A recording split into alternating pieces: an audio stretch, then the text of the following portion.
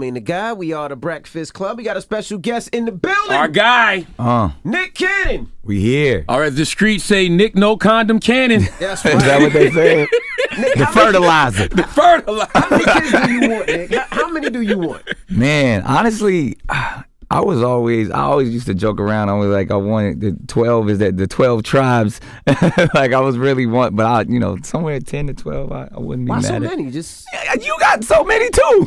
I got 5 and 1 on the way, so I'm gonna have 6, but I'm stopping there. Really? I'm gonna stop. Are you sure? Is it the beauty of fatherhood, man? When you really talk about like the essence of living in as a father too, man. I've learned so much just from my children, man. Like, and it's so amazing, and I really just love being around my kids and just that youthful energy. It feels like you get to relive every time. And all the time? I love that. And I think because I've been through so much in my life, physically, mentally, and spiritually. Like the best place that I find is the time that I spend with my kids and the energy, and to get as much of that as possible, to pass on, all that I've lived into something else. That's why I do it, man. It's not the number of kids, though. I guess people question the different baby mothers. That's what it is. Why do people question that?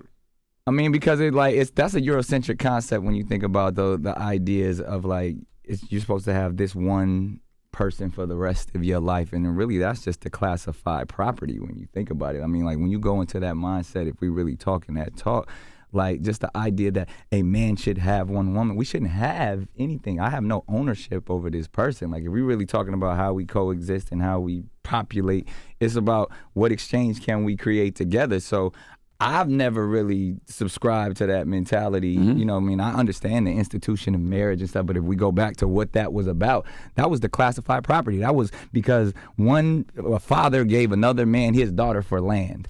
So when you really get to that concept, it's like, all right, well, we got to change all of this up because I don't want ownership over anybody. I don't have ownership of any of the mothers or like we create families in that sense of we created a beautiful entity. So I get into it because I don't, those are the concepts that a lot of people, because we're so indoctrinated into it, be like, we have to have it this way.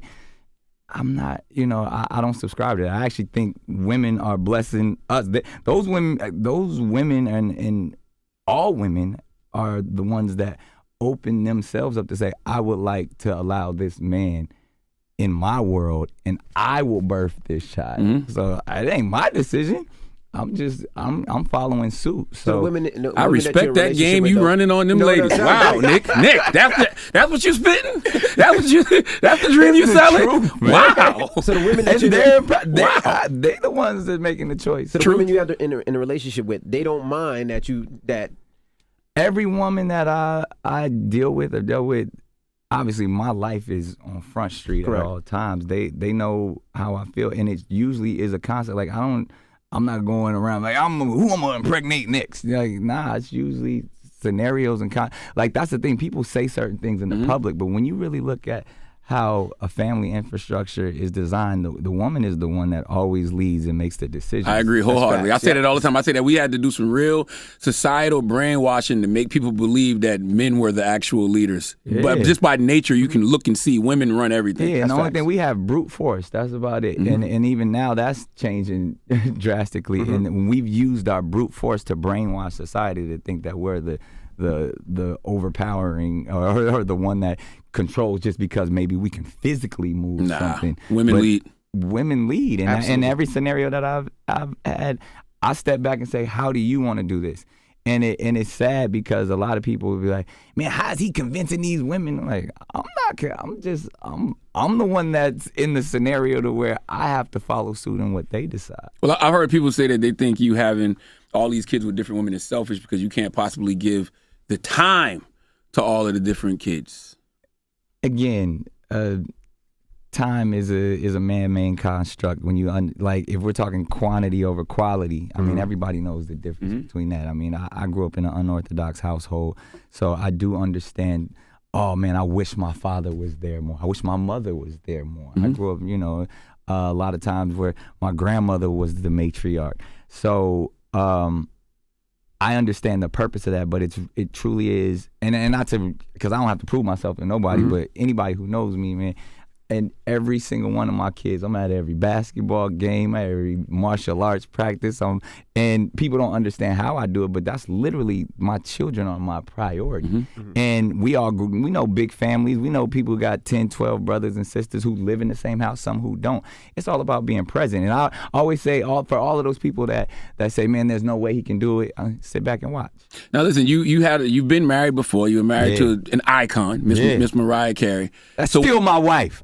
No. See, that's your property. See what I'm saying? So when did you get to this mindset? Because I know you ain't say that to Mariah. No, you know what's beautiful about it, and again, people don't really understand Mariah. And if you look at how she moves, Mariah was never a big believer in marriage either. When you look at, because she was in some scenarios in her past where there was some overpowering,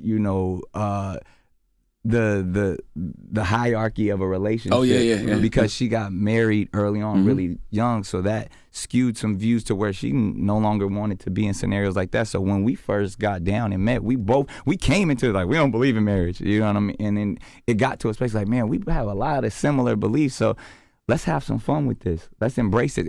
And people probably won't believe it, but I remember the first time that we hung out, we had a conversation like, man, how cool would it be, you know what I mean, if we were to get married, have like a boy and a girl, and like really spoke everything into existence. And like, you know what, and even if it didn't work out, we could still remain friends and be like the best of friends and just make sure we raise our kids together. Literally like first date conversation kind of talked and designed what our whole world to be. And that's why we can, even to this point, be on the same page. I mean, I'm a lot more vocal than she is because she's a lot more private than I am, but a lot of the stuff because it's an evolved mentality, man. It's like when you understand energy and frequencies and